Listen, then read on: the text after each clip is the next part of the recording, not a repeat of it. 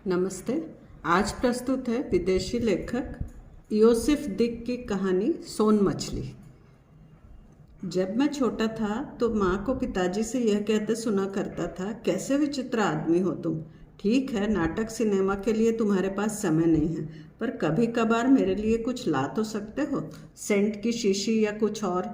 लाने को तो मैं यह सब खुद भी ला सकती हूँ, पर तुम कोई उपहार दो तो ज़्यादा अच्छा लगेगा।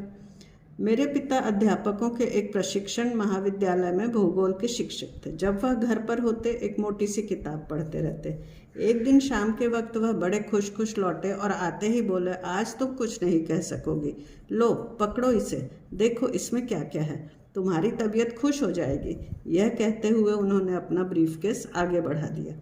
माँ की खुशी का ठिकाना न रहा। मुझे सीने से लगाकर कमरे में नाच नचाकर गाने के लहजे में कहने लगी, देखा जाए तुम्हारे पिताजी आज क्या लाए हैं, चलो देखते हैं। उन्होंने ब्रीफकेस को बड़े एहतियात से मेज पर रखकर खोला और तत्काल चौंक कर बोली, यह क्या है? यह मेरे लिए क्या ले आए तुम? मर्दों के इस्तेमाल के लिए यूडिकोलोन का मैं क्या करूँगी? मैं क्या दाढ़ी बनाती हूँ? सचमुच तुम बच्चे ही रहोगे। माँ की आंखें डबडबा आई थी, उनका हाथ कांप रहा था। माँ के दुख से मैं भी दुखी हो उठा। मेरी समझ में एक बात और आ गई, मैं और मेरे पिता एक ही भाषा में बात कर सकते हैं। माँ ने उन्हें बच्चा कहा था और मैं भी बच्चा था। बस मैं अपने पिताजी के पीछे पड़ गया। मेरे लिए एक सोन मछली ला दीजिए, ला देंगे ना? उस बिल्ले के साथ खेलते खेलते मैं ऊब गया हूँ, वह पंजे मारता है। मेरे लिए सोन मछली ला दीजिए। पिताजी ने सोन मछली की मांग करने में मेरा एक उद्देश्य था। मेरी माँ पुष्किन की परिकथाएं सुनाया करती थी। मछुआरे और सोन मछली की कहानी मुझे बड़ी अच्छी लगती थी, खास तौर पर जब वह जादुई मछली इंसानी आवाज़ में कहती है, ए बूढ़े, मुझे समुद्र में छोड़ दे, इसके बदले में मैं तुझे माला माल कर दूंगी। मैं समझता था कि सोन मछली कोई साधारण मछली नहीं है। अगर वह हमारे घर में आ जाए तो माँ को रोज़ उपहार मिला करेंगे। मेरे पिताजी ने अचरज के साथ पूछा, तुम्हें मछली चाहिए? यह तो मैं पहली बार सुन रहा हूँ। तुम्हारी माँ तो कुछ न कुछ लाने के लिए कहती ही रहती है, अब तुम भी कहने लगे। समझ में नहीं आता क्या करूँ। अच्छा मान लो तुम्हारे लिए कवई या कोई और मछली ला दूँ तो? मैंने दृढ़ता से कहा, नहीं, मुझे तो सोन मछली ही चाहिए। आखिर वह राजी हो गए और बोले, अच्छा ला दूंगा, पर तुम उसका करोगे क्या? मैंने बात को टालने के लिए कहा, मुझे कुछ काम है, पर देखिएगा आप भी खुश हो जाएंगे। फिर एक दिन शीशे का मर्तबान लेकर हम जीव जंतुओं की दुकान पर गए। उस दुकान पर सारी सोन मछलियां ही थी। जब हम लौटे तो मेरे हाथों में मछली रखने का कांच का एक बर्तन था और पिताजी वह मर्तबान लिए हुए थे जिसमें सोन मछली थी।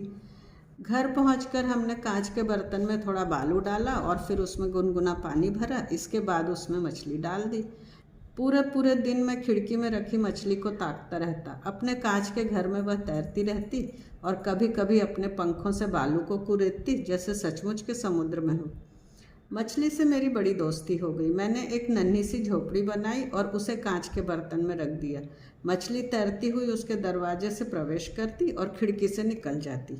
जिस तरह मेरे पिताजी ने सिखाया था, मैं कांच के बर्तन पर उंगली से टुक टुक करता और मछली पूंछ फैलाए तैरती चली आती। लगता जैसे वह कोई बड़ी गुप्त बात बताने आई है।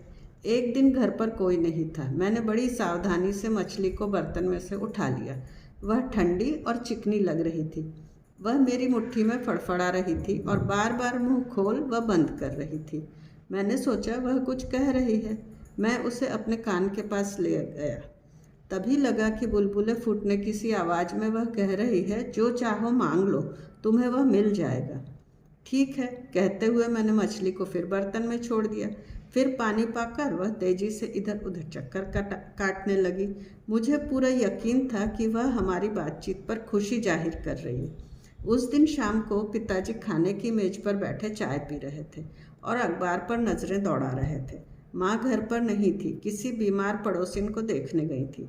मैं मछली के बर्तन के पास गया और कांच को उंगली से ठुकठुकाकर धीरे से बोला, सोन मछली, सोन मछली, मेरी माँ को सेंट की शीशी चाहिए, देखो मेरी बात खाली न जाए। उसके बाद मैं सोने चला गया।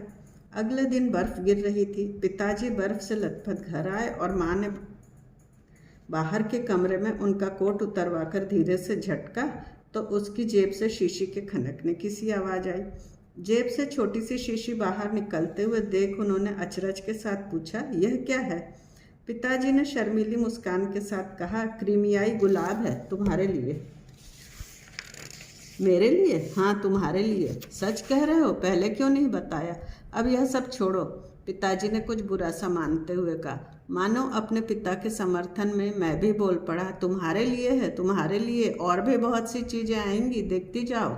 माँ ने मेरी बात अनसुनी करके भौहें सिकोड़कर पिताजी की ओर देखा, आनंद के भाव से हंसी और शीशी अपनी श्रृंगार की मेज पर रख दी। शाम को मछली के बर्तन के पास से गुजरते हुए मैंने देखा उसके साथ एक कागज़ लगा है। मैंने सोचा जरूर मछली ने चिट्ठी भेजी है और चुपके से वह कागज़ ले लिया। पड़ोस की बीमार फेनिया चाची के पास में उस चिट्ठी को ले गया। उन्होंने पढ़कर सुनाया, अगड़म बगड़म बम्बा बो, माँ का कहना मानो और काम में उसकी मदद करो।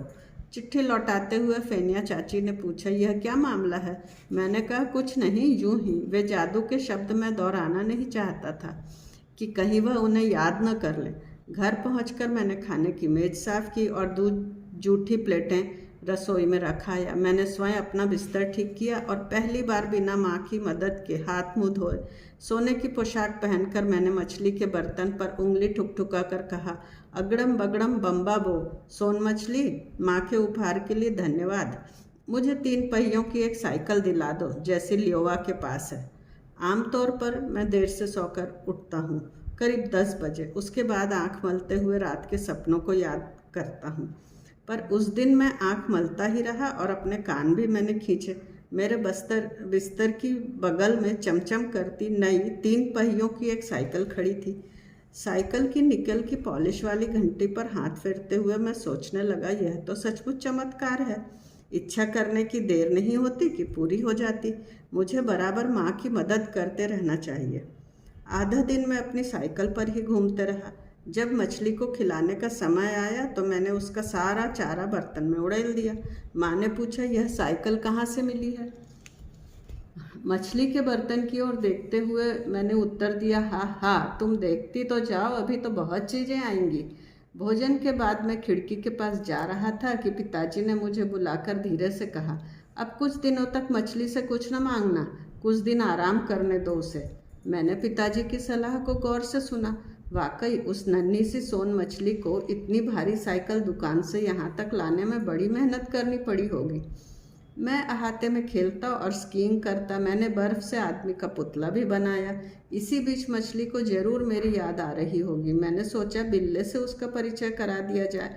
पहले भी वह बिल्ला उछल कर खिड़की पर चढ़ जाता था, पर पिताजी ने उसे इतनी कड़ाई से समझाया था कि वह दूर से ही चमकती हुई सोन मछली को ताकता रहता था। नए परिचय से वह बड़ा खुश हुआ। मैंने जब उसे मछली के बर्तन के पास बैठा दिया तो मारे खुशी के उसकी आंखें एकदम गोल मोल लग रही थी। वह म्याऊं म्याऊं कर रहा था और पंजों को बार बार उठा और रख रहा था।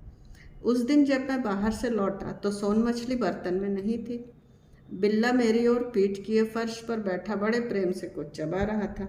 मेरे मन में भय समा गया और मैं उसकी तरफ लपका। उसकी गर्दन पकड़कर अपनी ओर घुमाई तो देखा मछली की सुनहरी पूंछ उसके मुंह में लगी हुई थी।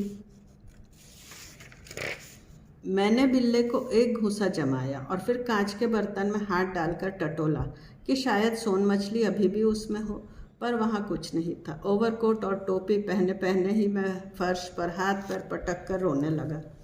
चीख कर मैंने बिल्ले से कहा, पक्का शैतान है। मैं तो सोन मछली से ही कहने वाला था कि हमें समुद्र तट की सैर को ले चलो और लियोवा से कह दे कि वह मेरा स्कीइंग का सामान न ले।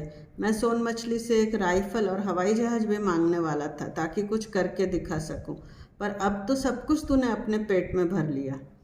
उसी समय पिताजी आ गए। ठंड से उनका चेहरा लाल हो रहा था। मैं चिल्लाया, पिताजी, और सोन मछली की पूंछ उन्हें दिखाकर कहा, यह सब इस बिल्ले की हरकत है। यह शैतान है, इसे मार डालिए। अपना ब्रीफकेस एक और रख कर वह मेरे पास बैठकर समझाने लगे, बेटे रो नहीं, रोने से क्या होगा।